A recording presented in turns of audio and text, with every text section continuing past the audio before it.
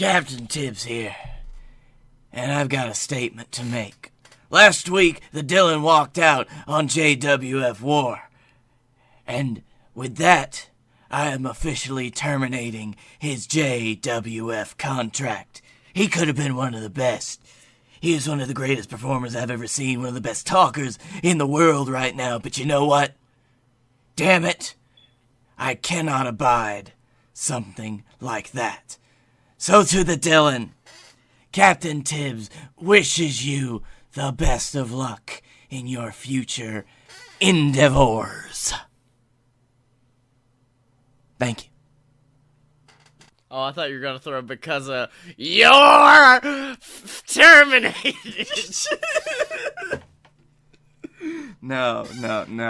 Because you see, Dylan, you're over. In the bad way, because your time here is over. You're not over in the good way, are you? Wait, what? Okay. Good work, Tim. Tibbs out.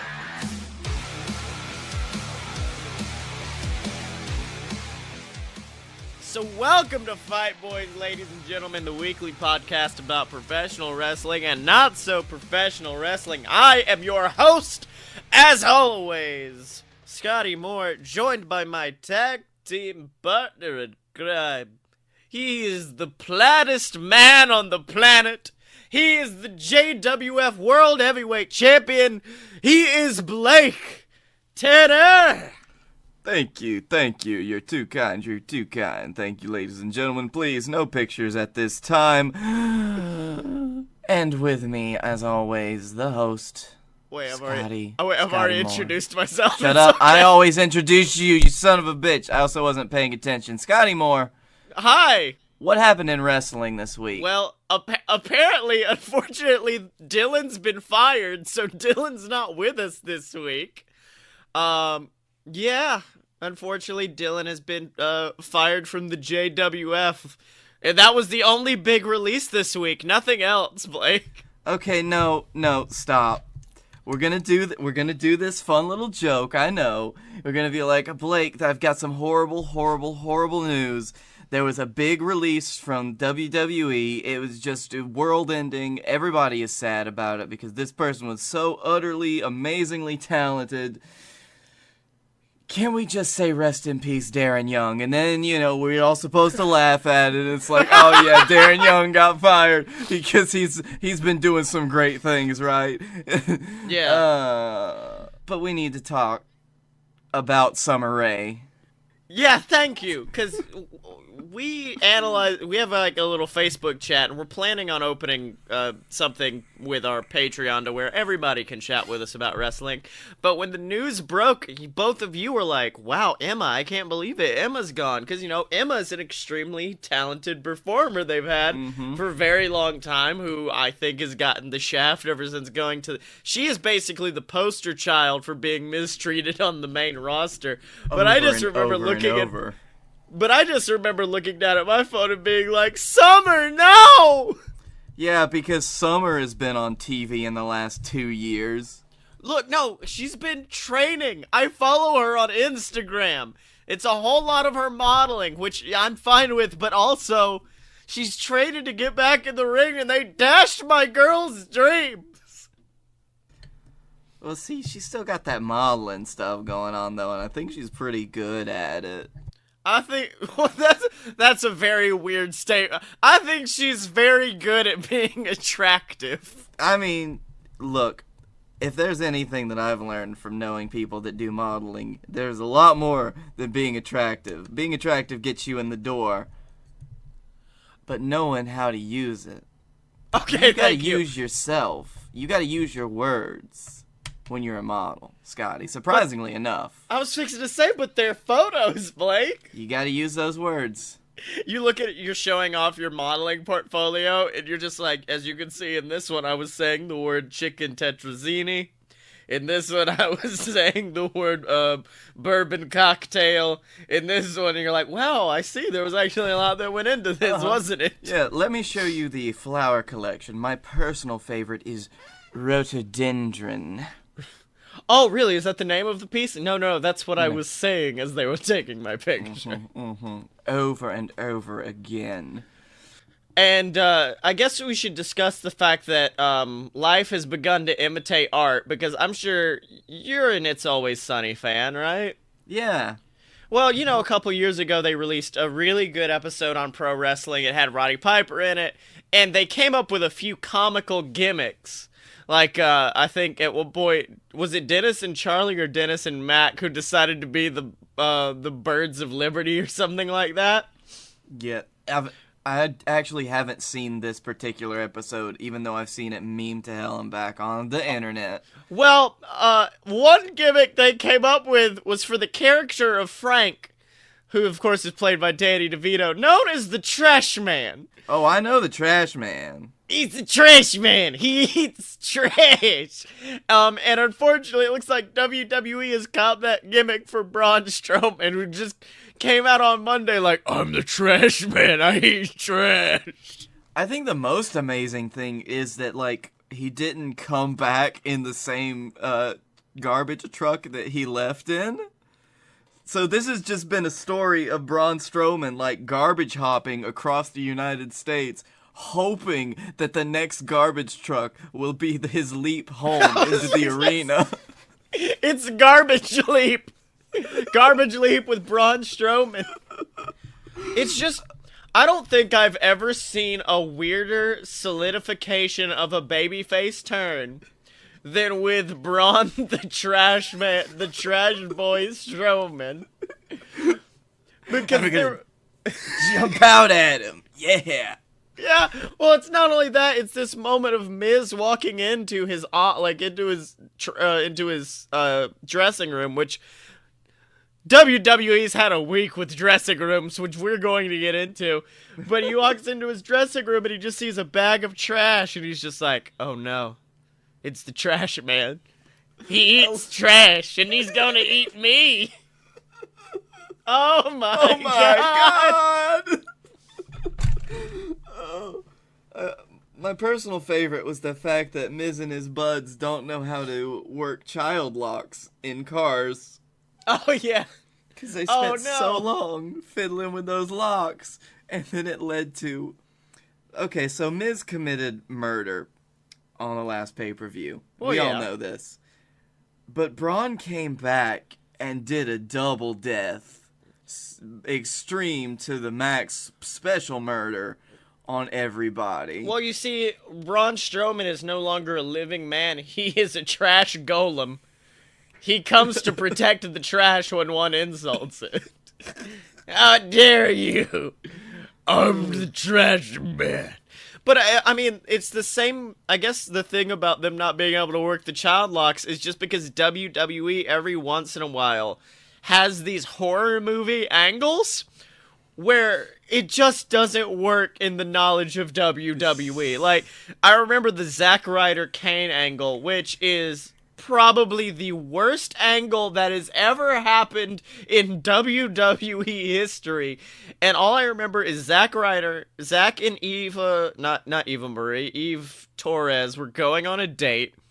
And apparently their tire was flattened, and Zack was just like, oh, well, I guess I gotta go change the tire now. And I'm just sitting here at home like, why the fuck are they showing this?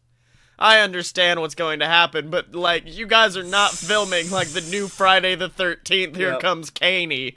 Like, oh, or you mean the Kane angle with Daniel Bryan and Brie Bella, where Kane just kind of chased them around their car for a little while that one time. Oh my god. Okay, so I guess we might as well just discuss Kane, because it's only a matter of time until this happens again. Yeah. Most of these involve Kane. Yeah, because with Undertaker, there was, like, at least some multifaceted layers to his character. With Kane, which, albeit, Kane has, over the years, had some very interesting kinks thrown into his character. But... kinks indeed. It always goes back to the same thing. That, oh, he's a spooky, scary demon man, and you gotta run for your lives! So... I wish all of the boys were here so we could set up a betting pool for how long it's going to be until Kane just isn't isn't this anymore? Because it won't be long. Like, at this point, the tolerance level has gotten very decent for WWE. So you mean you just wait until Kane stops becoming the monster, because that usually takes a good 3 weeks, maybe? Yeah, like 3 or 4. Because I remember the Zack Ryder angle. Kane came back, had that awesome Rise Above Hate John Cena. Actually, I just realized the best thing to come out of the feud is the old Fight Steen fight shirt that Kevin Steen used to sell. That was the best thing to come out of that shit. You mean the thing that gave birth to his eventual catchphrase in WWE? I think so. Yeah. So, I think he was really scary and creepy for about a month. Then he had a feud with Randy. And then, fuck it, I don't even remember what happened after that, but it definitely wasn't spooky, scary Kane anymore. It was just like, nope. All right, red dude's here, guys. Or like, after Kane came back and had that feud with Daniel Bryan. Bryan beat him, got injured, and then Kane just went back to losing. Well, I think at that point, didn't he become... Oh, and then there was the point where Kane got his mask back for real, and he was doing that double thing with Seth Rollins, where he was a monster for a little bit fighting Seth Rollins, and then he was like, oh, Kane's still here. And now, let's be honest. Kane is on par with Abyss in that when they are unmasked, they are the funniest individuals on the planet, and I love them. 100% agreed. Like, Libertarian Kane is the best Kane.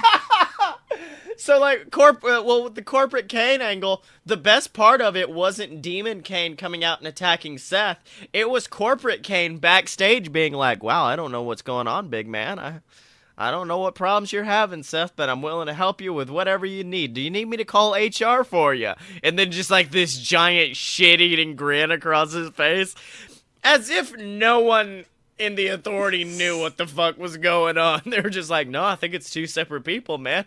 No, it's definitely. I mean, it's like Finn Balor. I mean, those are 2 different guys, right? There's a demon. Yeah. One's a demon. Do you know the original Finn Balor died and it's a new guy now? It's amazing. They had to replace him. Can I just say, it never struck me as weird until one of the news sites pointed it out earlier. That the street fight last night between Gallows and Anderson and Slater and Rhino, who, by the way, they just decided that was a tag team again? Yep. Yeah, they were just like, here you go. Rhino just came back to Heath. He's like, hey, bud, I ran out of squeezy cheese and crackers. I'm gonna need some more money. Rhino does seem like somebody who subsists on squeezy cheese, like 100%.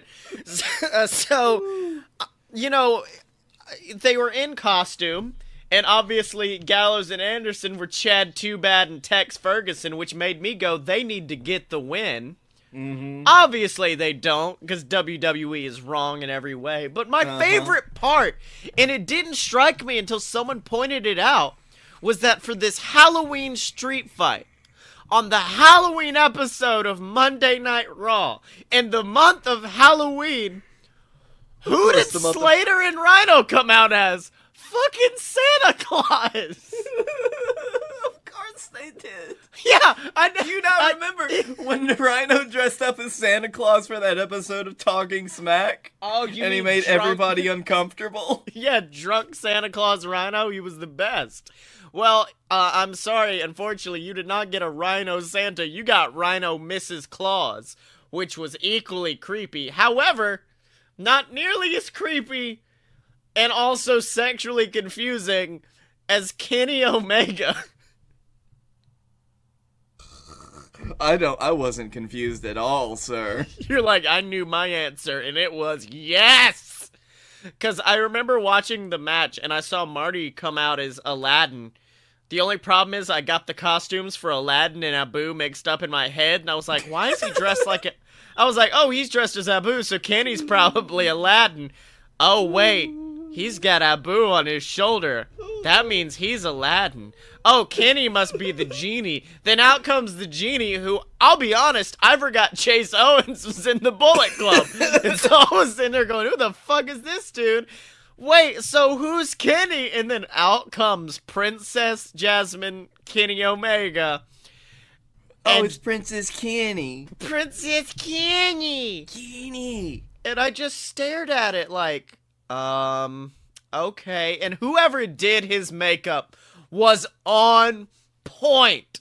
I was like, damn, Kenny, you getting it. All right. By the time I was watching it, I was thoroughly to the point of like, okay, so we're doing this. Okay, so, well, I was fine until there was this moment where Kenny struck like this seductive look into the camera and it zoomed in, and I'm like, you're trying now, I see. Oh, really? Because that's when I said, okay, so we're doing this. Okay, so we're doing this. Yeah, so the Bullet Club has, I think, officially, well, I was gonna say officially beat the WWE in costume contest, but yeah. Drew Gulak may have the edge.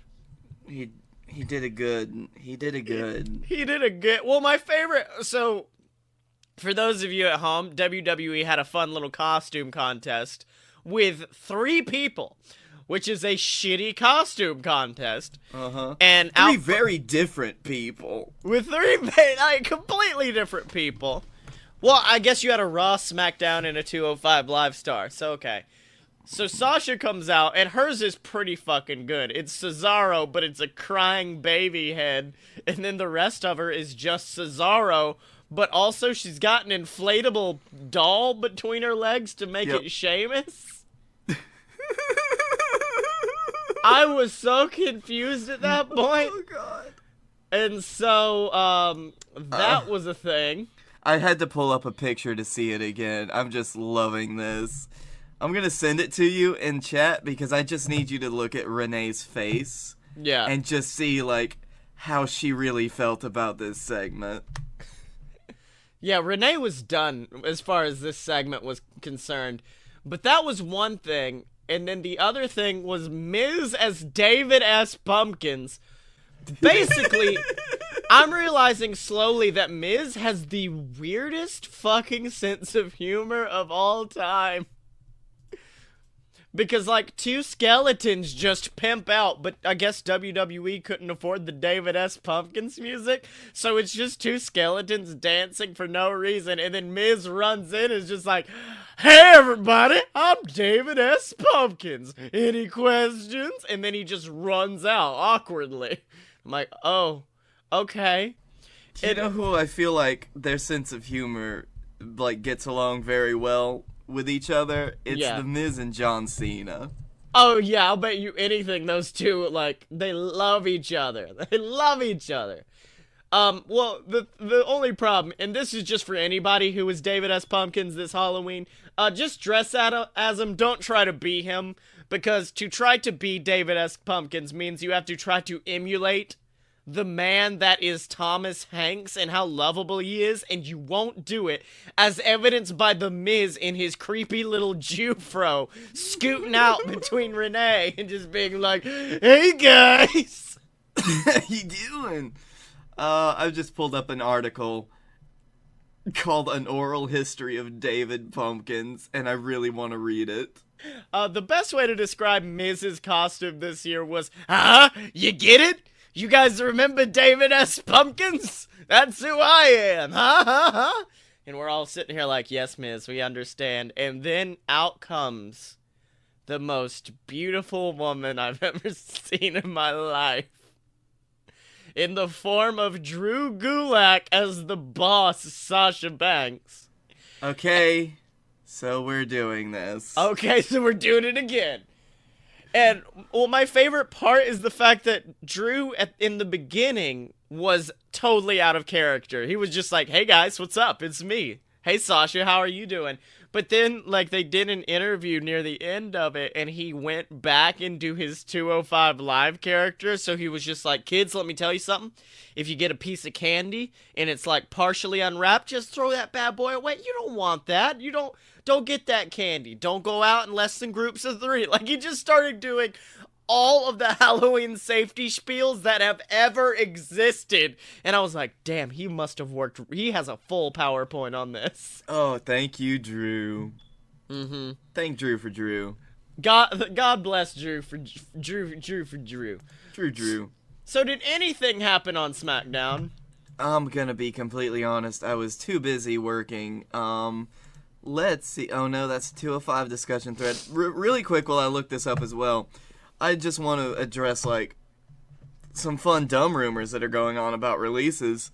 And the fact that, like, really? somebody pointed out, like, you know what, after last night, it seems that Anderson and Gallows have removed mentions of WWE on their Twitter bios, which they totally haven't. Wait, what?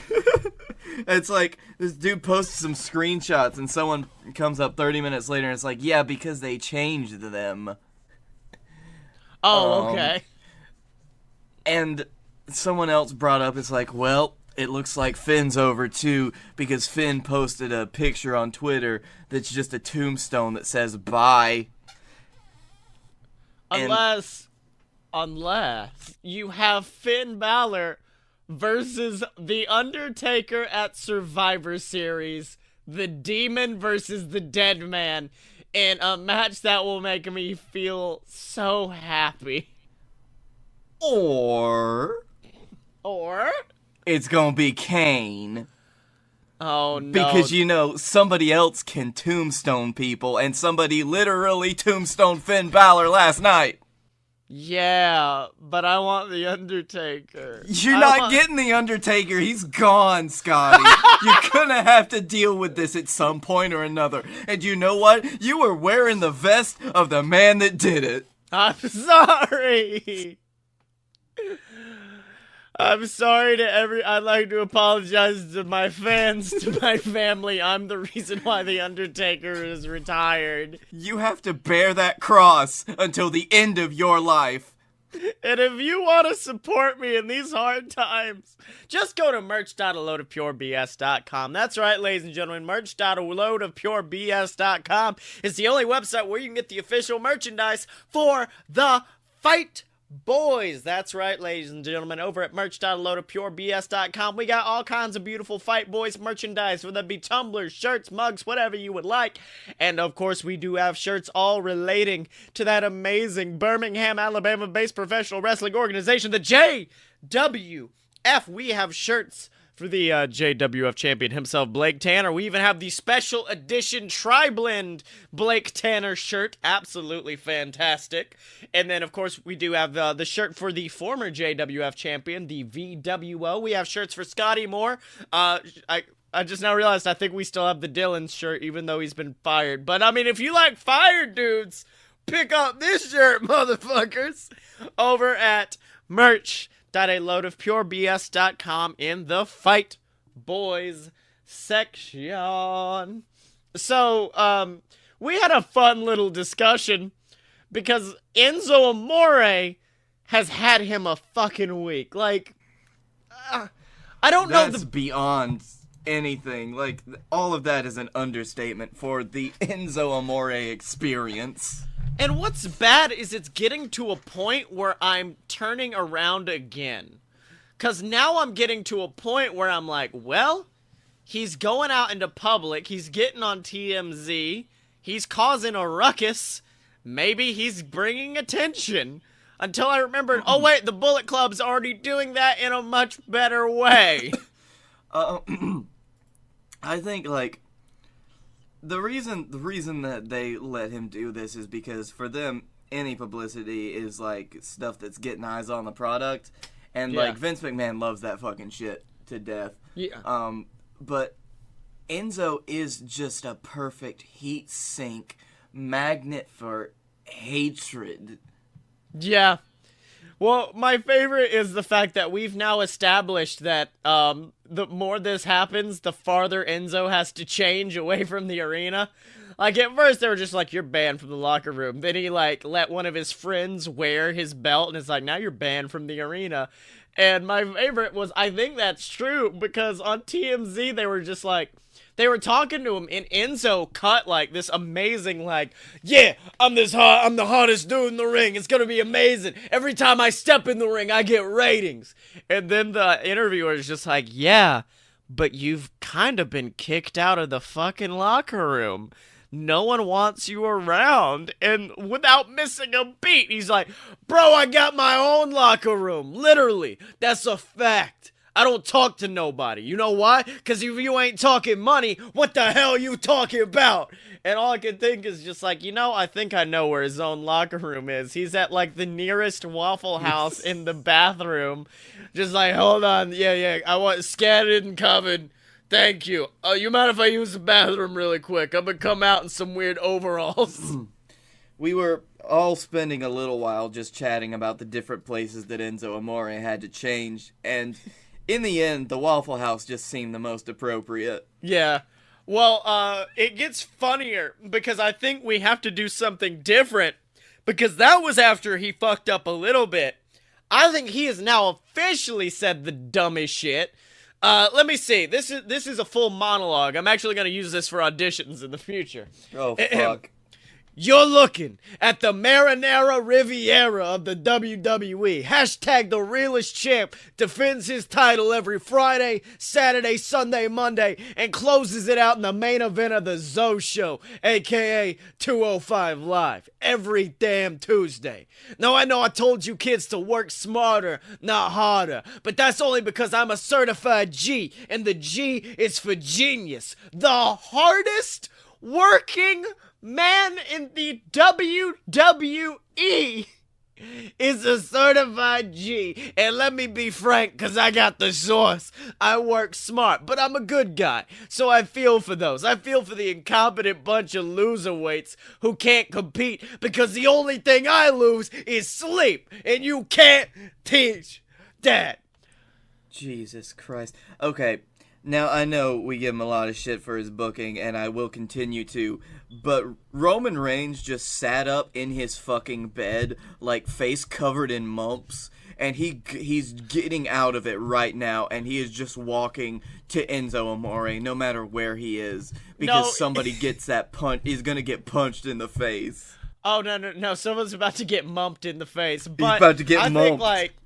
I think, Roman, John Cena, I'll even put maybe Randy Orton in there, Big Show, a lot of people before Enzo. As soon as he said hardest working man, they all sat up like The Undertaker and were like, what the fuck did you just say? Yeah, as a matter of fact, how about all of our boys that have worked some of the most matches in WWE? The consistent most match worker in the world right now, Dean fucking Ambrose, is got something to say, and he's about to butter up that man's chest with his butter punches. I've never heard them called that, but I love it. If you ever look at how Dean punches people, it's like he's just slapping butter across their chest. I'm about to lather you up. He really, Dean is on par with Shane in people who, they keep trying to punch, but I'll be damned if those punches look real. That was some rough shit. Yep. Also, did you read about, apparently, during the SmackDown Siege last week, they wanted that shit to be so realistic that apparently on camera someone was caught doing, a working punch, and they were like, nope, cut, we have to start it completely over. Beat the shit out of these people. I really, really would love if it was during the part where they're beating up Dean and Seth, and, they're like, we gotta do the fucking ambush thing again. Damn it. We gotta keep doing this, son of a bitch. Okay. Alright. There's one more thing that what were we talking about before we got off on this tangent?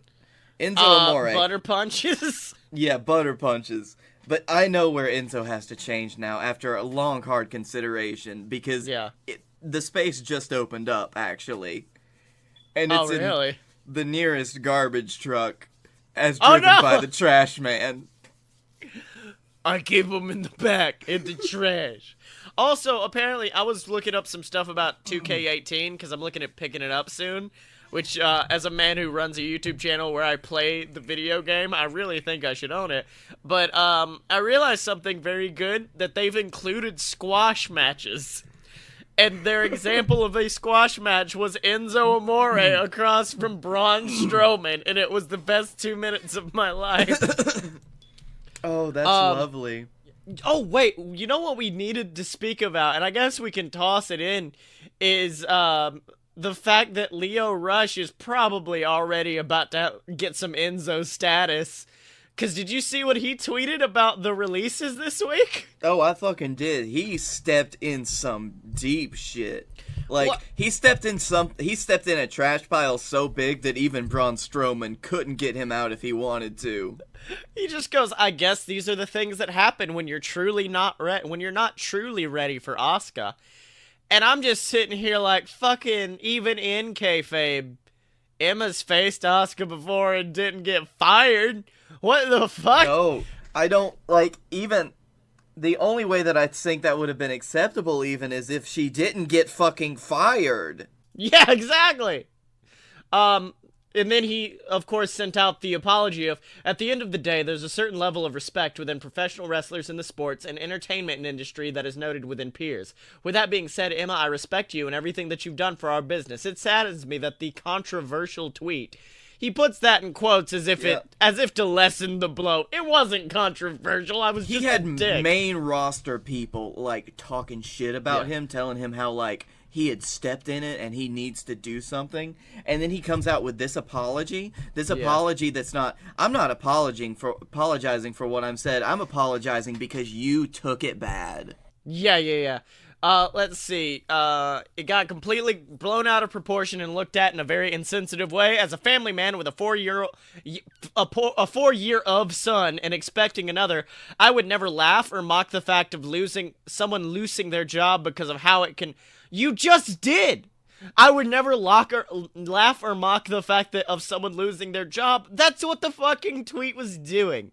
Because of how it can affect self-person and their families. Whatever the situation may be regarding the release, you're an amazing performer and respected athlete by yours truly, and I'm sure you will excel beyond expectations. To my fans who have seen this as inappropriate, as well as Emma's fans, I apologize and I love you all regardless of the responses. On behalf of myself and the WWE, good luck. Okay. I would like to first start off by saying this is the stupidest thing he could have done. Yeah. But I will give I will also say on like the tiniest level, he is 22 years old, so he's dumb.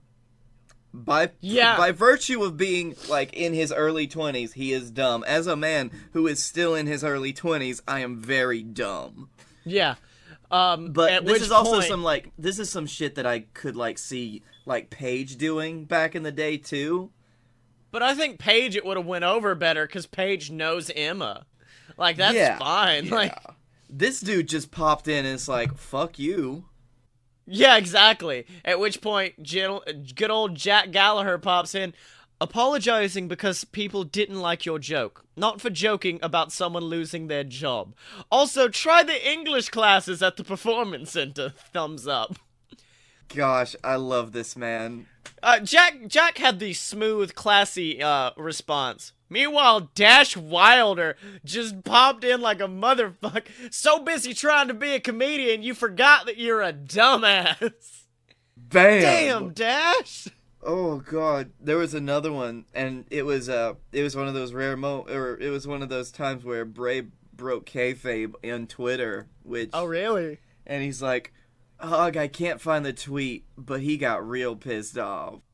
Well, I mean, that's on part... What was it? There was something Oh, yeah, it was one of the boys who worked in NXT, and it was not like a guy who was on television at the time. It was a guy who was off TV.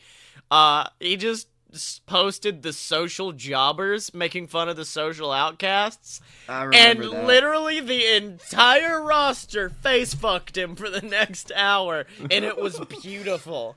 Yeah. Like Jesus, I can't even remember who it was. The only thing I remember the only person I distinctly remember, and I'm mad that he's gone from the company now because he flew that flag that night, but it was Bull Dempsey who wrote like this long, beautiful speech about just like, you need to respect the people who came before you. I'm friends with you and I still respect you, but I don't agree with what you're saying. How dare you? And I'm like, damn, Bull, you could have just bullfit this shit up, but you didn't care. Yeah. Oh, it was Josh, the Tough Enough winner. Oh, it was? I thought you were like, oh no, it was Shinsuke Nakamura. Yeah. What? No. By the way, Bray's tweet response, which I loved, is, "You ain't gonna make it here. You ain't gonna make it here with the Wolves, kid." Damn. What's worse is that wasn't even out of character. That No, was in not character. really. That That's was true. You show up on the main roster, you gonna be jobbing to me in no time, and that's saying something. You gonna get those mumps, boy. So apparently, Impact went to Japan. Impact Management went to Japan, spending I think the rest of all the money that Impact Wrestling has, to visit with Pro Wrestling Noah. And apparently, Scott D'Amore went over to a New Japan event and went up to Okada and just said, "Hey, I'm sorry that you got booked like a motherfucker when you were in TNA." I know. I'm like, that's so badass. Oh God, that was. I mean, if nothing else, that at least shows that they have some, like, humbleness. Because you know Vince McMahon is never going to walk up to Zack Ryder and be like, "Hey, no. kid, sorry." No. At this point, he's like, "I'm really sorry about what we did. Hey, by the way, you want to come back? You want to come do some stuff with us? You want to..." Oh, are you talking about Scott? Yeah, Scott's just like, "Yeah, I can't believe we treated you real bad. Anyways, maybe come on for one of our weird one-night stand pay-per-views or something. I don't know." We can't give you any money. You'd actually have to pay us, though, so... You need to pay us money. In other news of people being dumb and criticizing booking decisions, have you read what Eric Bischoff said about Roman? I have 'Cause not. damn. I hate Eric Bischoff with a burning passion just because of his face, but he has made the most right sentence I've ever heard about professional wrestling. You have to make a choice, and you have to commit to a character. You're either a babyface, or a character that the fans can relate to, support, love, and aspire to be, or you're not. And if you're not, you're a heel. You're despicable, and they need to learn to love to hate you. And I think when you take the safe road in between and let the fans decide, to me, it's a cop-out. To me, that's kind of like raising your hands and saying, "Look, I got ideas. I don't have a plan, so let's just put them out there and let the fans choose." That's the most cowardly creative cop-out I've ever heard. I'm like, damn. I totally see where Bischoff's coming from, because, like, face-heel dynamic is, like, one of the core values of wrestling, period. Well, go on. Okay, well, it's like, I think the problem is, it's the same problem they had when Vince Russo was booking, was the fact that he was like, "I'm gonna make it like movies. It's gonna be fantastic. I'm gonna take Scarface and put it in wrestling. Fuck yeah, Scarface!" But unfortunately, and I think that's what they're doing now, is they're looking at like Breaking Bad and Dexter and all this shit and being like, "There aren't bad guys and good guys anymore. Look at this. This man's a hero, but he's selling methadone to children." I'm like, no, it's a character study. I think it has to do with the fact that a lot of people cheer some heels now because they're just so good. Yeah, 100%. And it's like, well, if we have them do some heel things, they're gonna cheer them because these people will cheer. They think that people will cheer heels because they're heels. They don't cheer heels because they're heels. They cheer them because they're really fucking good. Yeah, I don't cheer Alberto Del Rio. No. That's the end of the sentence. that was the whole sentence. It was just, I remember, like, I didn't cheer for Sheamus, or I still don't cheer for Sheamus. Like, even being part of Sheamus and Cesaro, I'm like, fuck yeah, Cesaro! Oh, Sheamus. What's up, dog?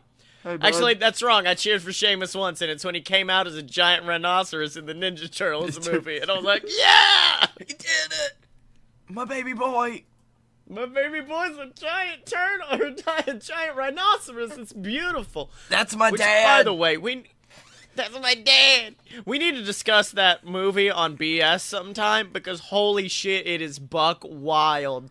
Like, they're not like they're turtles who got mutated. They're like every human has an ancestor that is an animal. So this unlocks what your true animalian self is. And I'm like, that's not how evolution works at all.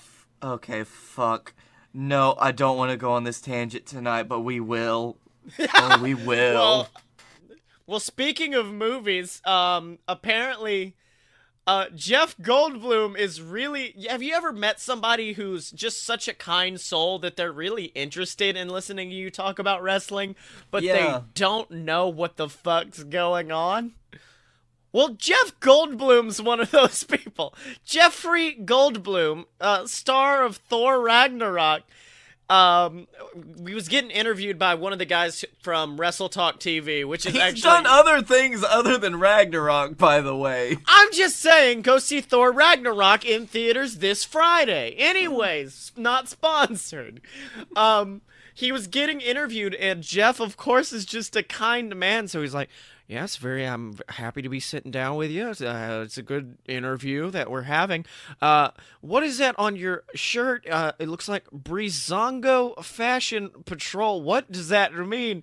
At which point the interviewer is like, I want to go ham on this, but also I don't want Jeff Goldblum to think I'm insane. He's like, oh, it's just a professional wrestling. Like, wrestling's big nowadays. And he's like, really? That's interesting. Yeah, it's like worldwide. Really? I've never thought about that. That's amazing. Awesome. I'm so happy to hear about that.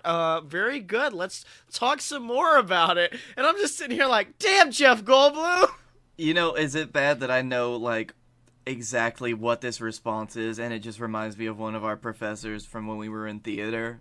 Oh, really? Yeah. Okay, hold on. No one's gonna know him, so who? No, this is just a pure Dennis response.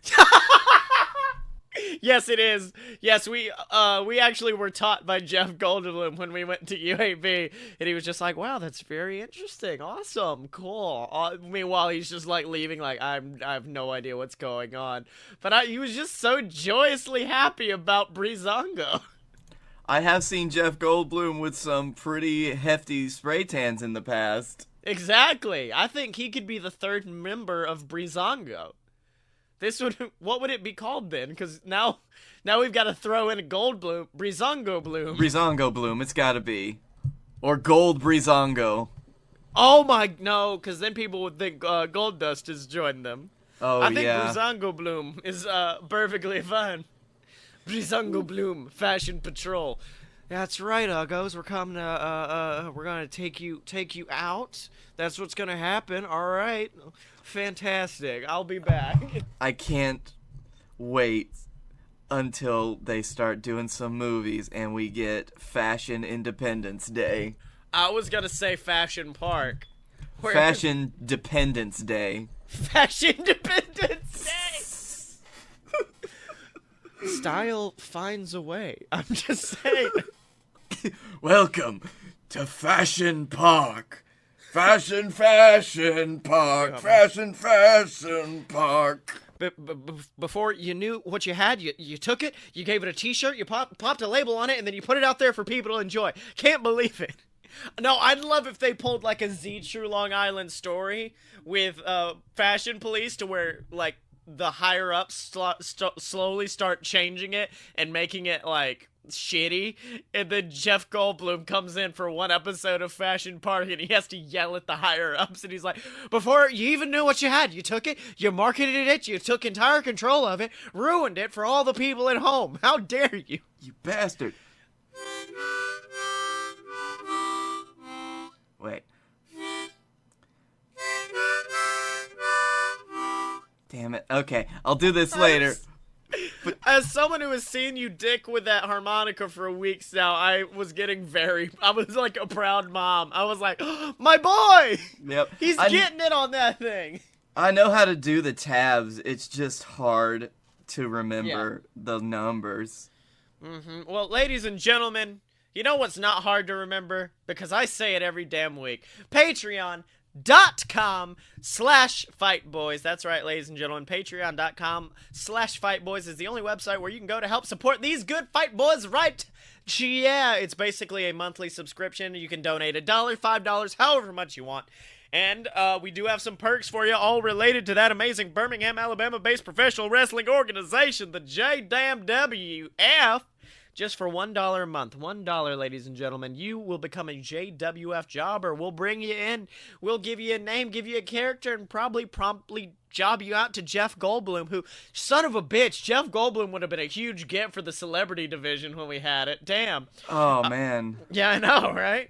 But of course, if you want to go above that, if you don't want to be a jobber, donate $5, ladies and gentlemen. Like Scott Moore, like Guy Fieri, you will be a JWF mid-carder. You will be firmly in that mid-card. You'll have storylines. You may even have a pay-per-view match, ladies and gentlemen. But if you want to go all the way, if you want to go all the way and be a champion, then donate $30. $30 over at patreon.com/fightboys, and you will become a JWF champion. We don't know how, we don't know when, we don't know in what way, but we will make you a champion. And as long as you don't Enzo the whole thing, who knows how long you may have that belt. But that's only available to you if you go over to patreon.com/fightboys. Boys is in fact spelled with a Z, which means that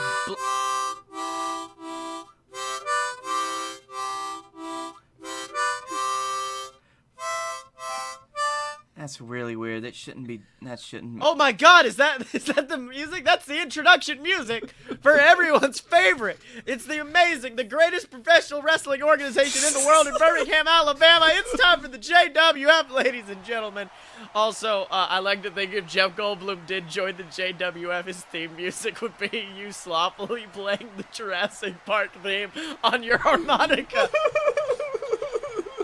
And of course, Blake Tanner, I think we need to talk about the elephant in the room. The huge, and not even elephant, I would call it a beast in the room, because last week we had a rematch from the Heck in a Sec pay-per-view, wherein the team of Guy Fieri and Brunch Boy Baron Corbin took on the VWO for their JWF tag team titles, and it seemed like they had the match won, when suddenly, I mean, I don't even want to revisit it. What happened, Blake? Well,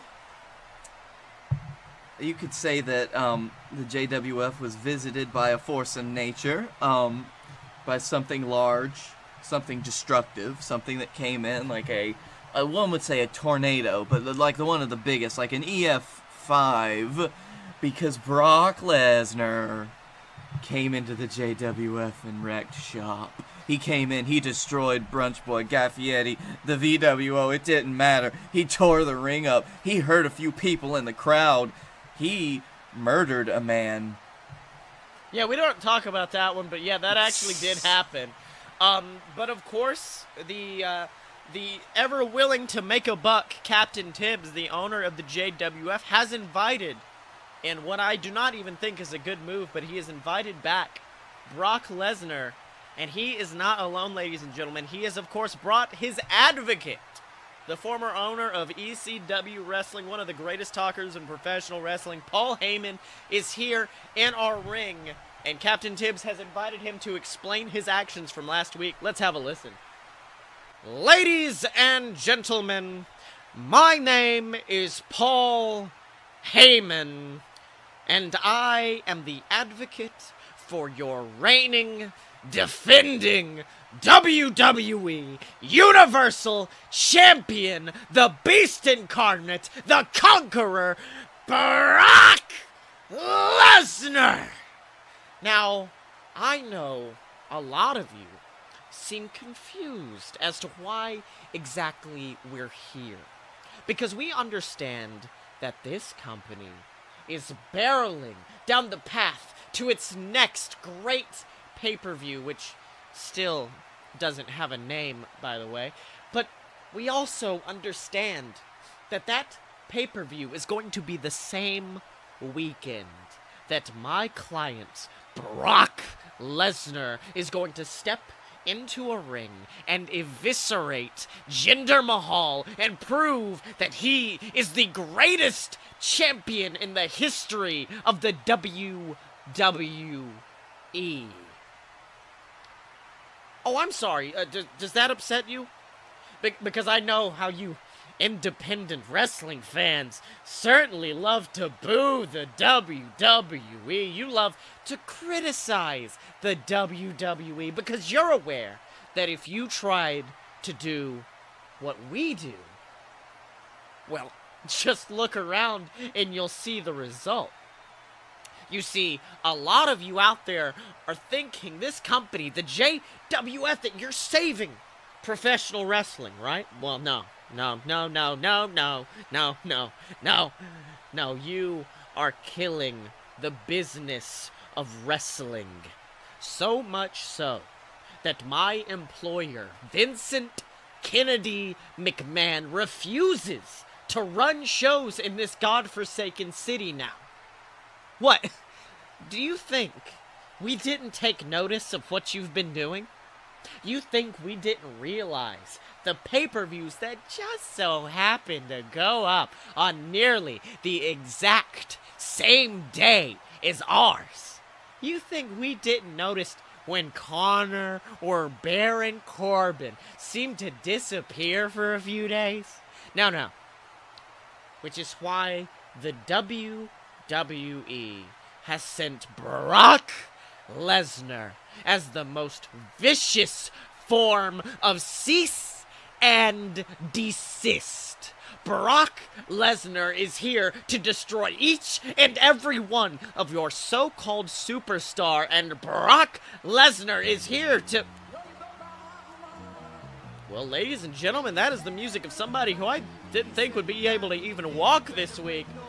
I'm actually shocked to see him coming out. Actually, oh my god, it's both of them. The team known as the Brunch Boys, Guy Fieri and Baron Corbin, are here, and they do not look happy with what Paul Heyman is saying. Let's hear what he's got to say.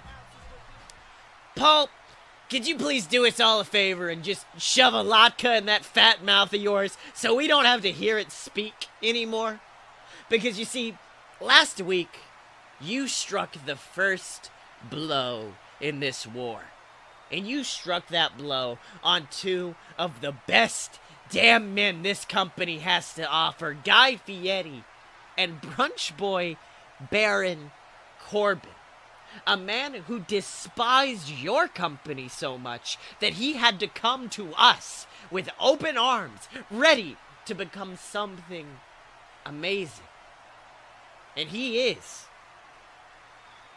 And us, the Brunch Boys, we are not afraid of your beast. He might be a conqueror, he may be the WWE Universal Champion, but he doesn't have the passion we do. He doesn't have the numbers we do. Brock Lesnar does not scare us. Oh, I'm sorry, did you think... Oh, I'm sorry, did you think we were coming alone? No, boys. You see, my dear Brunch Boys, when the WWE wants something to stop, then it's going to stop. Because if you think what Brock Lesnar did to you last week was everything, then I have a very, very sad message for you two boys. We're not finished with you yet. Oh my god! Ladies and gentlemen, Braun Strowman! Braun Strowman is here! I didn't even know that Brock Lesnar, Braun Strowman, who knew that these two were aligned? And he's emerged with a huge elbow to the back of Baron Corbin's head, following it up with a huge chokeslam to Guy Fieri. This is absolutely horrifying chaos that Braun Strowman is laying down onto these two men. He continues to put boots to Fieri, and then, oh! Looks like Baron Corbin's trying to save his tag team partner, jumping on the massive back of Braun Strowman, attempting to choke him out, but Baron tosses him off like a small child, slamming him against the metal entrance ramp. This is absolute chaos. I never would have expected this. What do you think, Blake? Oh, Scotty, I think it's been a good run, but we're going to have to start putting our resumes in somewhere else. Exactly. I'll say that 100%.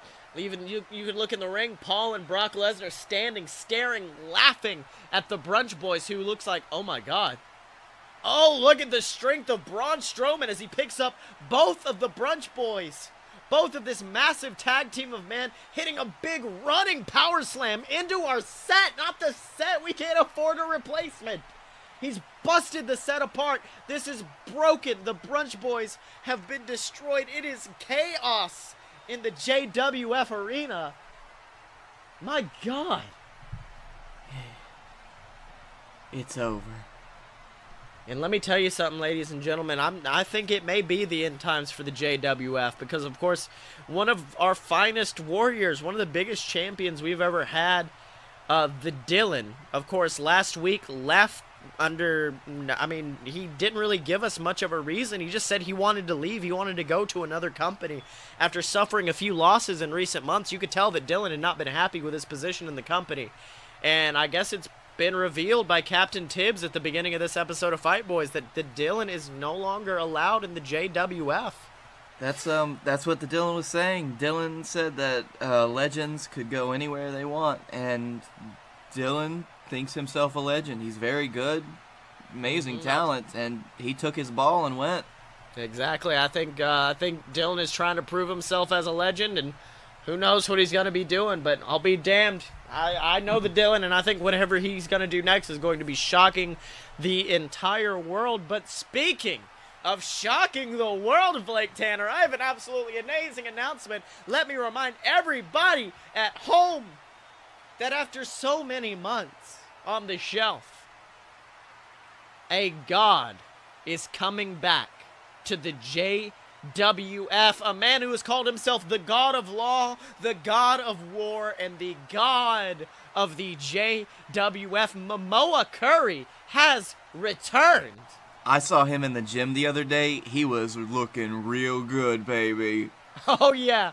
And I can't believe this. And, of course, as we know, 25 years ago, Momoa Curry made his debut at this very same pay-per-view that's coming up, and I cannot wait to see what happens when he gets in the ring. I mean, he is a veritable legend of this business. This man is going to send shockwaves as he returns. I mean, Blake, Momoa Curry, your favorite match. There are so many. Oh, there's tons. You know what? Honestly, one of my favorite Momoa Curry matches is the match that he had with the Dylan, where the Dylan usurped the title from him. You saw Momoa Curry go all out, show why he was the best, and look amazing even in defeat. Exactly, and I think a lot of people don't remember is the fact that Captain Tibbs actually gave Momoa Curry his first real start in this business. Of course, we all remember the classic three-match series between Captain Tibbs and Momoa Curry that ended with Momoa Curry capturing the JWF title for the first time away from Captain Tibbs. An absolutely phenomenal series of matches that Captain Tibbs to this day refers to as some of his best. Broke Tibbs' ankle in 6 places. Amazing at that last match. Exactly. And let me tell you something, ladies and gentlemen. That's something I cannot wait to see. But speaking of people that I think I can wait to see these people. Actually, it is the tag team known as the VWO, the men of the Clouds clan, Griffin Clouds, Travis Clouds, Justin Clint, all of the VWO, who unfortunately swarmed the ring last week after the BS, the team of the JWF World Heavyweight Champion Blake Tanner and Scotty Moore. They seemed confident, they seemed happy after their wins at Heck in a Sec, but the VWO came out launching a vicious assault on these two boys. And I think they actually are going to provide a reason for that attack right now. Let's go to the ring. Looks like Travis and Griffin have some microphones. Let's hear what they got to say. Ladies and gentlemen, the following promotional interview is paid for by your reigning, defending JWF Tag Team Champions, the VWO, and your What? What, Trav? What were you saying? Come on, go on, say it. Your former JWF World Heavyweight Champion, Griffin Clouds. That's right. Former champion. You know, you'd think that'd make me mad. You think it'd make me upset. But really, it's not. It's focused me, guys. It's It's focused me into realizing that my family has had one problem with this company ever since we emerged onto this stage. And that problem is the BS. Oh, they've used their trickery, their violence, for months to keep their tag titles away from my brothers. They used their friendship to try and steal my championship away from me on more than one occasion.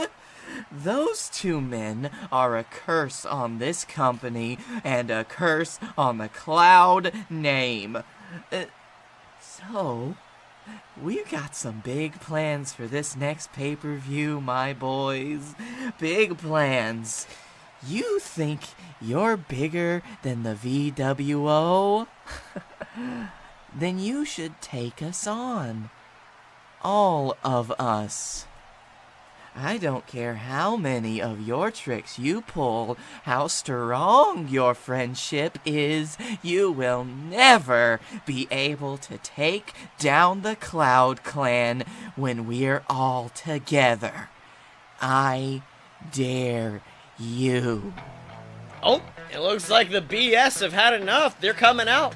They have had enough with what Griffin has had to say about them and their friendship.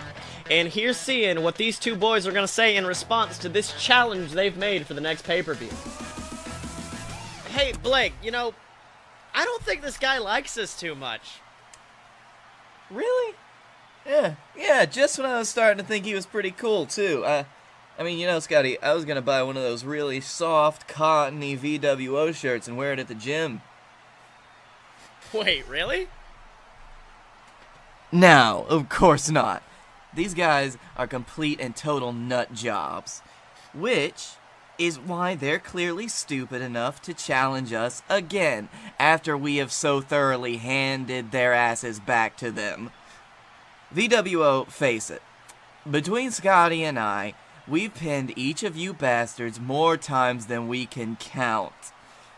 But if you want one more match, one more go, one more shot, then feel free. Actually, now that I think about it, Scotty, haven't we done this before? Damn it, you're right, we did. It was some dumb 3-on-3 match with Dylan. Then Dylan fucked up, and then we ended up losing. But you know, I was thinking about that, Blake. I was thinking about that. I just don't think the match entertained like we wanted to. It didn't give us the feelings that we needed to really pull out that win. I don't think those stakes were high enough. I mean, how about this, VWO? We're willing to take that match against you, but under a few conditions. Condition 1, whoever wins, whether that be you guys, or whether that be, you know, the obvious answer, the BS. Whoever wins walks out with everything.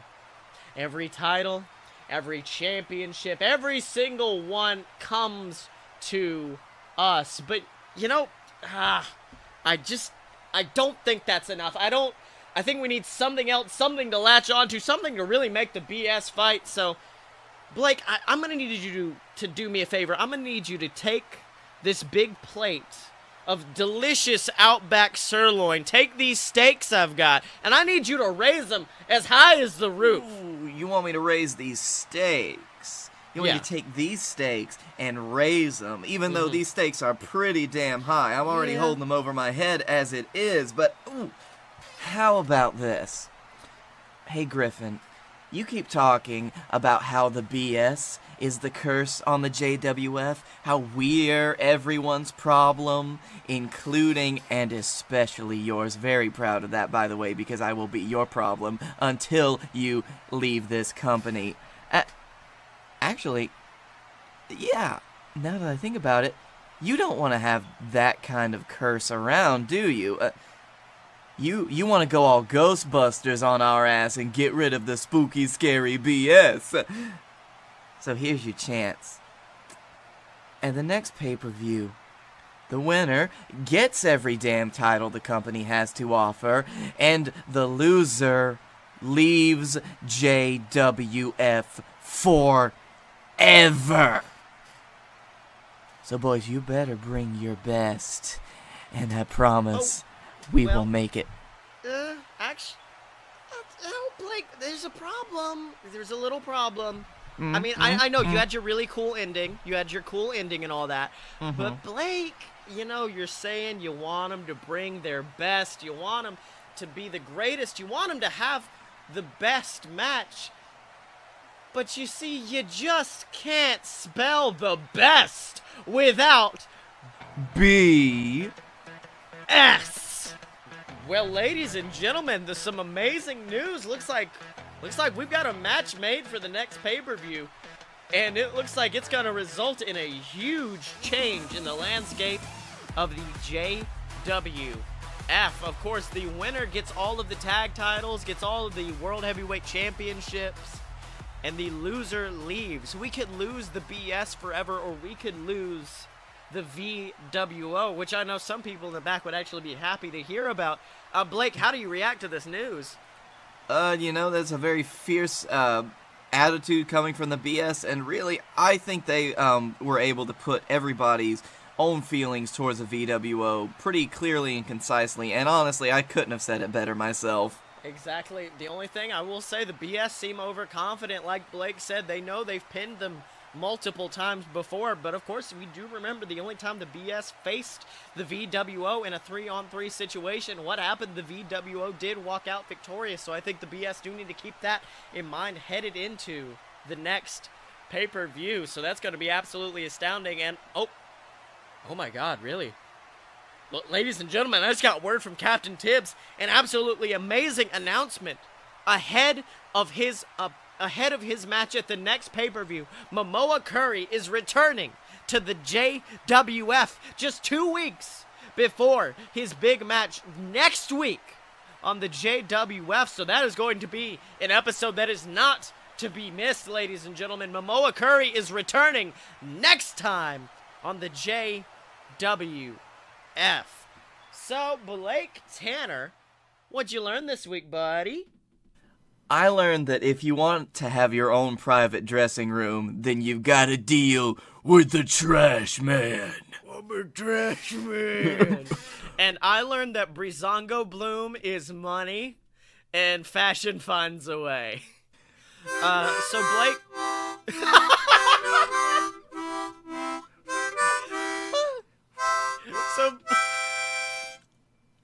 So old John Blakey, where can they find you?